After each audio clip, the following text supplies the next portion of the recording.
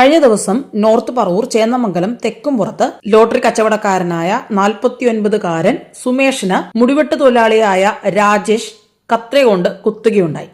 രാജേഷിന് ലോട്ടറിയിൽ സമ്മാനം വീണിരുന്നു. ഇതറിഞ്ഞ സുമേഷ് രാജേഷിന്റെ വീട്ടിലെത്തി ലോട്ടറിയുടെ പണം ആവശ്യപ്പെടുകയാണ്.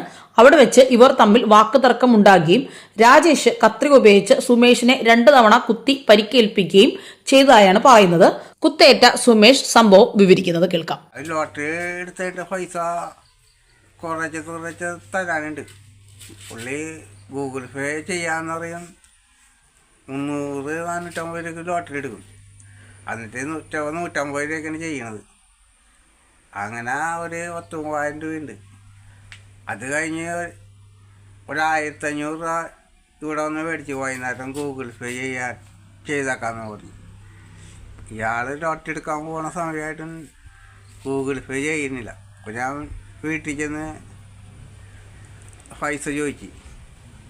അപ്പോൾ അയാൾ 1-2 പറഞ്ഞ് ഞാൻ ഫലക്കാത്തോയി പൈസ എടുത്തിട്ടില്ലാന്ന് പറഞ്ഞ് കത്രിക എടുത്തിട്ടുണ്ടെന്ന് കുറേ കൂടി കുത്തി.